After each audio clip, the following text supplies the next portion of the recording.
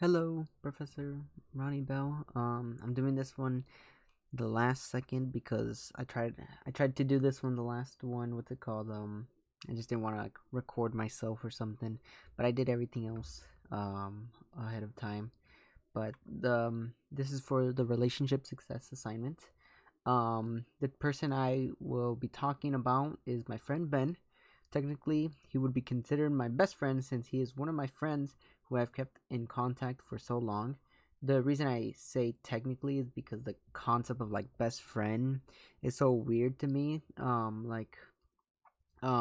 like very opinion based. And that's why I say it like that. I met him in fourth grade, and even though we weren't in the same high school, we were still able to stay in contact. He went to Betty Fairfax, and I went to Cesar Chavez, so technically we were rivals in high school. Um, and thanks to the program called Upward Bound, a program where like we would be able to meet up every Saturday, and then we would see each other in and then we would have like we would go to ASU dorms, live in the ASU dorms for like 6 weeks in the summer, and so that's what kind of kept us together during the high school phase. So yeah, it's pretty great that we're still talking and stuff. Then one of the questions was, what do you consider your relation? What do you consider your relationship strength? What makes you a winner when it comes to your relationships? I think our relationship strength comes with the time we've known each other and how much we can tell each other. Like I mentioned, or how long we've known each other and how much we can tell each other. Like I mentioned, we met in fourth grade, and in eighth grade, I honestly thought that was gonna be the last time I ever see him. But then it seems like fate or something like that brought us back together. And then and then the next question is, if the person you are referring in your video had a chance to speak on your behalf, what would they say? I said if my friend Ben had a chance to speak on my behalf, he would say I'm a very nice person, but also very cautious and protective, and I'm also very shy. What's funny about that? Um, oh wait, one thing I said is I always think about others, even if it's the small things like holding the door for someone. He would say, "Why are you gonna open the door?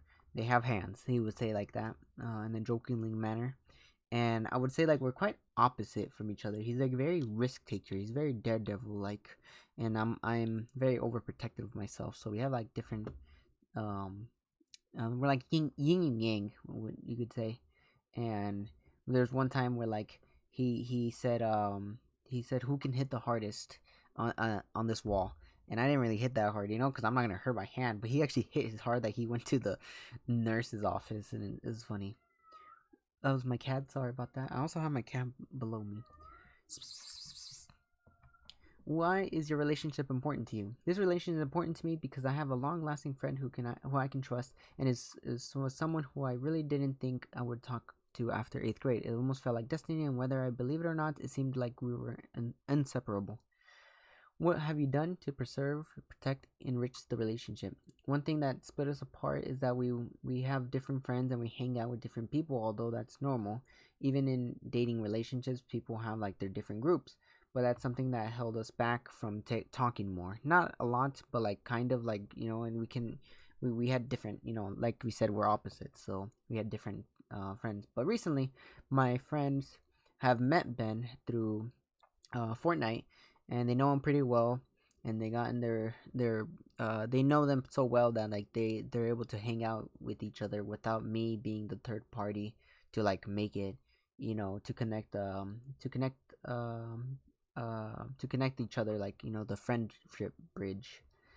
And then what have you failed at in the relationship? um Lastly, things I have failed in the friendship is we had one argument once that I believe I paid that he believed, um well, that I so there was an argument that I believed that I paid him $100 for something that he bought for me, and then he said that I haven't paid him back, and it was like a back and forth, no you, no you, no yes, no yes, this and that. And in the end, he said it's fine, doesn't really matter. And he said one thing he said, like, I just thought you would pay for it. and I still believe that I paid for it until now. But although he has probably moved on from that, I feel like I still haven't moved on from that. Like and I always think like, what if I was wrong? Because in this situation, none of us had proof that I paid for it, or that I haven't paid for it, because we didn't really carry receipts or anything. We weren't that organized when it comes to money. So that's why it was very confusing. And I think he moved on, but like I still feel like that small grudge, like what if I did? And I still plan to like probably give him back $100, but not like $100, but like in a gift or something. But yeah, that's the relationship success. We're still talking and everything was good. Thank you.